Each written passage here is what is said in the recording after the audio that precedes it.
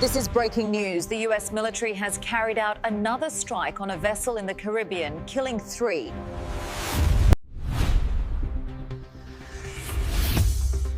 Global tensions are rising at sea. And in recent weeks, the waters of the Eastern Pacific and Caribbean have become the center of a new U.S. military campaign.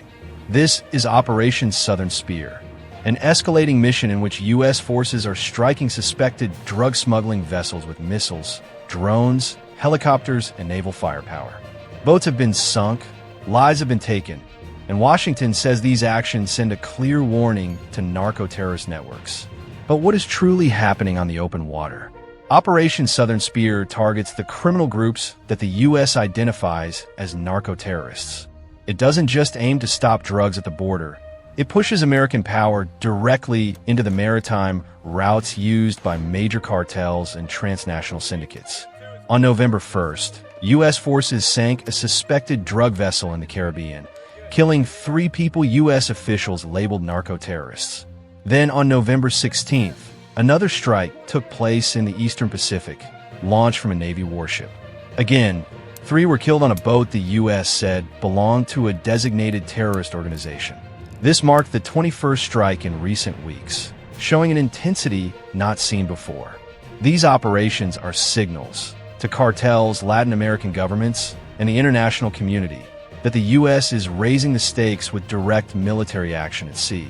The targets, according to U.S. officials, are members of groups such as Venezuela's Tren de Aragua, Colombia's ELN, and the Cartel de los Soles, which Washington alleges is tied to Venezuelan President Nicolas Maduro.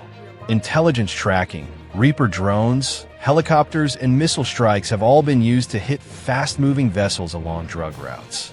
While the operations are mainly unilateral, partners like the Dominican Republic's Navy have assisted in locating vessels and salvaging seized drugs. But every strike brings controversy. Although the Pentagon insists those killed are cartel operatives, families and governments in the region often present a different picture. In several incidents, victims have been described as civilian fishermen. Bodies have washed ashore, showing violent injuries. In Trinidad and Tobago, one man was identified by his watch, someone known locally for smuggling and human trafficking, but also part of the fishing community. These disputes have fueled anger and demands for answers from Colombia, Venezuela, and other regional leaders who deny that their citizens were linked to the groups being targeted. The political consequences are spreading. For U.S. policy, this marks a major escalation. Direct use of military force against transnational crime on the high seas. For Latin American governments, the operations are viewed either as cooperation or as violations of sovereignty.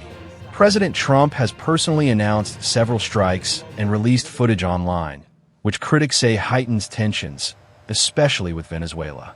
Its president, already facing U.S. narcoterrorism charges, accuses Washington of fabricating a war against him. Meanwhile, cartels are adapting quickly. Even as more vessels are destroyed, new ones appear, faster, stealthier, and shifting into new areas across the Pacific and Caribbean.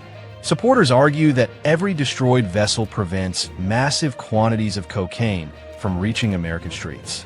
Critics warn that the rise in violence, the possibility of mistaken targets, and the risk of diplomatic fallout could destabilize the region. As these operations continue, a new era of maritime conflict is taking shape. The U.S. is betting that military force can choke off global narcotics routes. But the moral questions, strategic risks, and geopolitical consequences are growing with every strike.